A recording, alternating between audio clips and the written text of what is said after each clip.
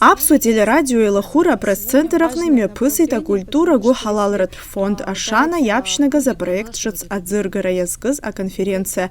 Из виду бипара хехцис измо медицинат проект хакукыс ямуб агвабзерах чера министр Рейнава Гылана сейчас бымахса адгылара рытара. А хочту чима зыраква за диагностика агадзара. Ахя аквархуштразы аусми бгатку рейчгара. А хочту хаким царпуша айзархара. А фонд Ашана Жашуксина Рейханими Пнагуапара из Гарачима Зарухокозмо, Ахочка, Аха Нырт Перега, медицина Туспарта Горгна Рухуштра Алнаршот, Асипшихо проект Рабхядзакуна и Цурургойд. У данного проекта «Здоровое поколение» два направления. Первое направление, оно связано с просветительской работой, с будущими мамами, с беременными женщинами, так как у фонда нет специалистов, медицинских работников с медицинским образованием, мы проект будем реализовывать совместно с Министерством здравоохранения, с женской консультацией города Сухум. Будем подключать детскую городскую поликлинику, детскую городскую больницу, а также всех специалистов, медиков, которые связаны с детской педиатрией. Вторая часть проекта, она направлена на повышение качества медицинских услуг. В этом направлении очень многое делается и Министерством здравоохранения, и самими врачами, и больницами, но мы хотим в поддержку этот проект реализовать. Основные формы реализации второй части проекта — это проведение круглых столов с участием местных медицинских специалистов и приглашенных из России, в том числе и других зарубежных стран. Будем приглашать специалистов, они будут проводить совместные реабилитации с местными специалистами, совместные операции. Это будет такой своеобразный обмен опытом. Важно подметить, что мы ни в коем случае не будем дублировать работу Министерства здравоохранения, подменять где-то. Мы реализовываем проект только в поддержку вообще медицины Республики Абхазия. А пресс-конференция Джиязат Гылы Дахшара Юра Ядхело Хархарта Джида Змо Хаким Чаразымхара. Уртырхы Пхедзараджа, а хочту кардиолог, невролог, а хирург. При Минздраве есть целевая программа, направленная на увеличение количества обучающихся специалистов за пределами Республики Абхазия. Также есть договор между российскими вузами, которые занимаются обучением, сертификацией наших специалистов. Поэтому в этом направлении мы работаем, договор заключен. Да, с 2019 года чуть-чуть была заморожена эта программа в связи с эпидемиологической обстановкой. Осуществлялось улучшение качества работы наших специалистов, приезжали к нам специалисты, также проводили онлайн-конференции. Все это сертифицировано. К сожалению, почему уезжают наши пациенты за пределы Республики Абхазия? Да, есть проблема нехватки специалистов. Это не только в педиатрии, это во всех направлениях.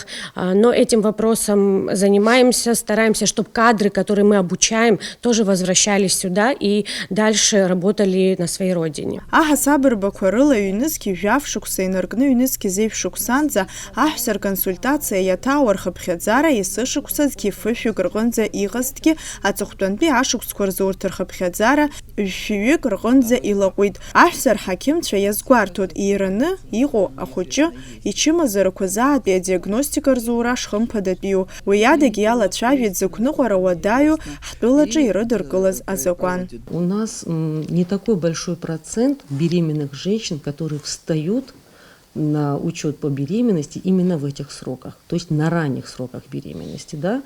Очень часто бывает, что они уже приходят, а вот те скрининги, которые мы проводим с 11 по 14 неделю беременности, с 19 по 21 неделю беременности, делаем УЗИ-скрининги, где мы выявляем, да, вот эти пороки, и хромосомные, и другие. Мы сдаем гормональный биохимический анализ крови, имеется в виду, да, где тоже выявляются эти пороки.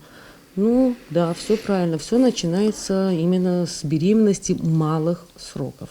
У нас есть случаи, там, где мы выявляем пороки, мы после этого, конечно, тут уже стационар нам в помощь, то есть мы амбулаторное звено, да, женская консультация, мы выявляем эти пороки на уровне, да, на том, на котором мы можем. Потом у нас, мы сообща с врачами стационара родильного отделения, ну и дальше уже, может быть, эта беременная женщина донашивает беременность, и уже она запланирована, целенаправленно будет рожать в специализированном учреждении, где этому ребенку, может быть, окажут помощь сразу после рождения. У нас аборты запрещены, и мы работаем именно как раз по этому закону. Что мы можем сделать, когда у нас такие пороки выявляются на ранних сроках? То есть мы такую женщину, да, вот знаете, вот это, конечно, проблема. Мы ее посылаем в стационар. В стационаре та же ситуация. Но чем можно помочь, да, в данном случае?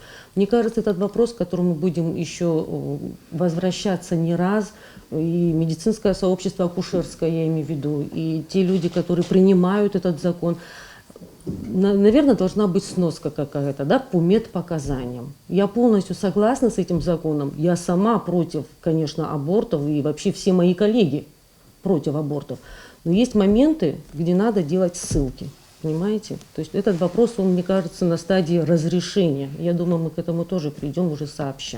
Есышықәсаҳтәылаҿы ииуеит зқьы-хәышәҩык рҟынӡа ахәыҷқәа, урҭ рыбжьара аинвалидра зманы ииуа рхыԥхьаӡара армаҷра иазырхоу азнеишьақәа ирзааҭгылеит апресс-конференциаҿы. Первое, я считаю, что надо внедрить в родильные дома неонатальный скрининг на врожденные заболевания.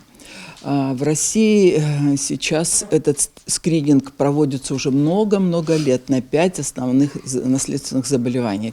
Я их перечислю. Это врожденный гипотиреоз, фенилкетонурия, галактоземия, адреногенитальный синдром и муковисцидоз. Скрининг вот этих 5 наследственных заболеваний в Российской Федерации позволил сократить число детей-инвалидов на 30%. Понимаете, это вот существенная цифра. Это называется метод сухой капли. Берется капелька крови капиллярной у новорожденного, как обычный анализ на общий анализ, и наносится вот сюда. Наносится сюда. Все, сохнет этот бланк, и он может храниться несколько недель. Затем в конце месяца их собирают прямо в конвертик и отправляют. Вот даже в большом городе Сочи этот анализ не делается. Они отправляют его в Краснодар. Ну, мы можем присоединиться, как бы, если Минздрав решит эту проблему. Второй вопрос – это аудиограмма новорожденных. Но это делается везде в мире. Обязательно должен проводиться у нас в родильных домах тоже. Аудиоскрининг. Кстати, аппарат-то есть. Третий пункт, вернее. Это наблюдение за развитием ребенка первого года жизни. Это самый критический период жизни ребенка. И выявлены в этот период изменений, нарушений, и вовремя начатая терапия, конечно, приводит к хорошим результатам, к тому, что ребенок реабилитируется вовремя. Аҳақьымцәа аҳәсарахь ааԥхьара ҟарҵеит ианаамҭоу рыхшара алаҵақәа рзыҟарҵаларц, иара убас рхатә гәабзиара иацклаԥшларц. Апроект изҩыдоу абиԥара иазгәаҭаны иамоуп аԥхын Еревантәи амедицинатә центр аҟынтә аҳақьымцәа алархәын Аԥсны араионқәа рҭаара, аконсультациақәа рымҩаԥгара, еиҳазҭагылазаашьа уадаҩу ахәыҷқәеи аҳәсеи рыхәышәтәразы Ереванҟа рдәықәҵаразы аҭагылазаашьа аԥҵахоит. Асҭанда Уҭарԥҳа, Инала Гухаа, АПЗ ТВ.